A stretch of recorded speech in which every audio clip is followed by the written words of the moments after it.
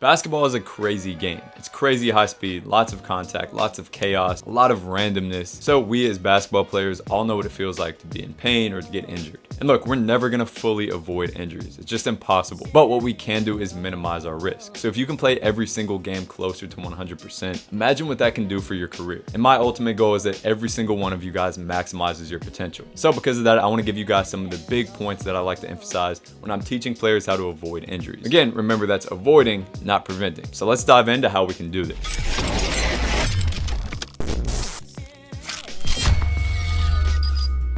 So number one is just building general strength. This is the most simple one, but that's why I started with it. If you take one athlete who's built some general levels of strength, built some armor, and another one who hasn't, if all other things are constant, we know which one is more likely to get injured. And this is one that we don't have to overcomplicate. It just mainly comes with general strength work, which doesn't have to be crazy difficult, especially if you're still a younger athlete, if you're still a teenager. As you get more trained and your training age grows, so let's say you've been in the weight room for 6, 7, 8 years, now we may have to take more things into consideration, and we may need a little bit more advanced methods. But overall, just getting generally stronger is going to help us prepare for the high speed, high force game that basketball is. Number two is positional strength. So this includes getting strong in the positions that we see a lot in basketball, especially the vulnerable ones. So if you look at a lot of injuries, a lot of these happen because we're not strong or powerful enough or just prepared enough for these vulnerable positions.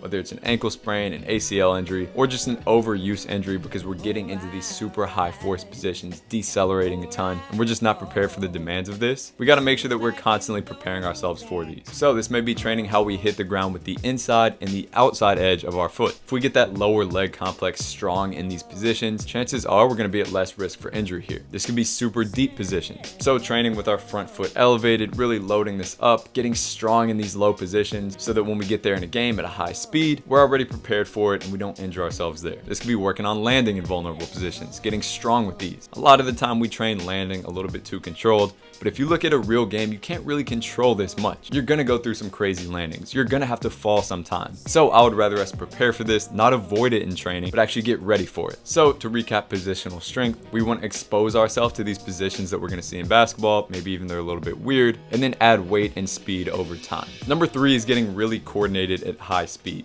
In other words, testing the limits of our coordination so that nothing is out of the question. Think about every movement we do as a problem that we have to solve. A lot of injuries happen when we're given problems that we're just not ready for. So the more problems that we solve in training, the better we get at solving these problems, or in other words, figuring out new movements and weird positions, and the less likely we are to be thrown off guard by something in competition. So this could be different footwork drills, overall just finding movements that challenge us, as well as trying other sports and activities, which I'll talk about later. Number four is preparing for the unplanned, chaotic game of basketball with reactive live training. If you think about it, most injuries happen in a game and not practice. Why is this? Well, it's primarily for two reasons. Number one, when it's a competitive environment, we're naturally going harder. Our nervous system is naturally ramping us up.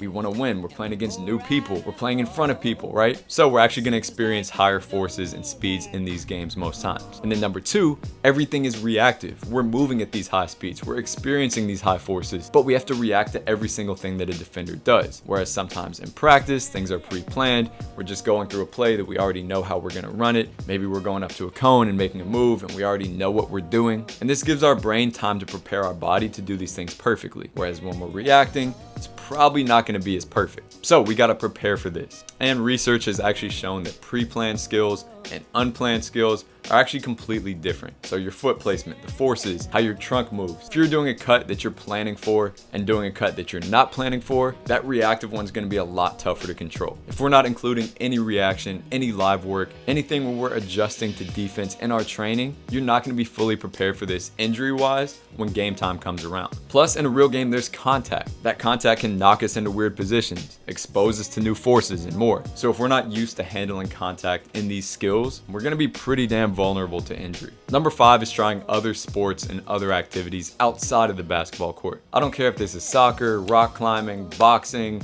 track and field. It's just going outside of basketball, getting off of the court, and exposing yourself to new things. So this does two things. Number one, it reduces chronic overuse. When we only play basketball, we're loading the same movements, the same tissues, the same joints over and over and over again.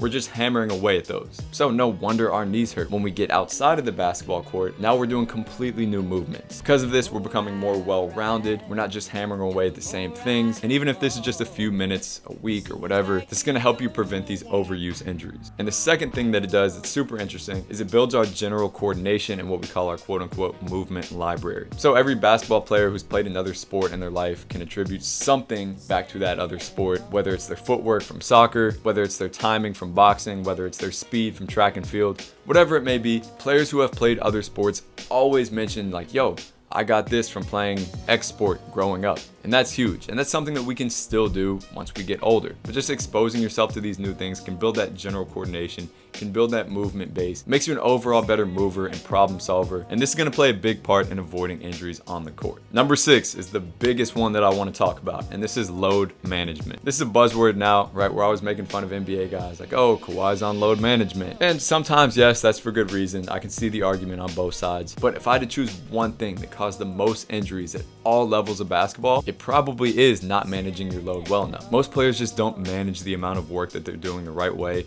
And a lot of the time it's not on them, maybe on their coaches or people on social media who are encouraging them to work non-stop. But just please understand that this is a long game. If you're waking up every single day at 5 a.m. and just working out 4 to 5 hours a day, always going hard, you're running yourself into the ground. You're probably going to be at a super high risk for acute and chronic injuries, period. There's no discussion here. On the other hand, if you're training smart, if you're listening to your body, if you're recovering, you're not only going to have much more longevity, but you're actually going to get better results. And that's all I really got to say about this one. And number 7, the last one here is lifestyle. So this mainly includes 3 pillars: sleep, nutrition, and stress. And I know you guys don't want to hear about this. I didn't when I was younger. I just wanted to hear about exercises that could help me. But I promise you this can have an immense effect if you take it seriously. If you're eating well, if you're sleeping well, and you learn how to get your brain into a relaxed parasympathetic state more often, your body is prepared for more. If you're not, you're always sleep deprived, you're always stressed out, you're always fueling yourself with bad food, your body is constantly going to be broken down and at risk, period. So I'm not going to belabor this point, but please understand that this is kind of the mesh that brings everything together. So hopefully you guys picked up something from this video.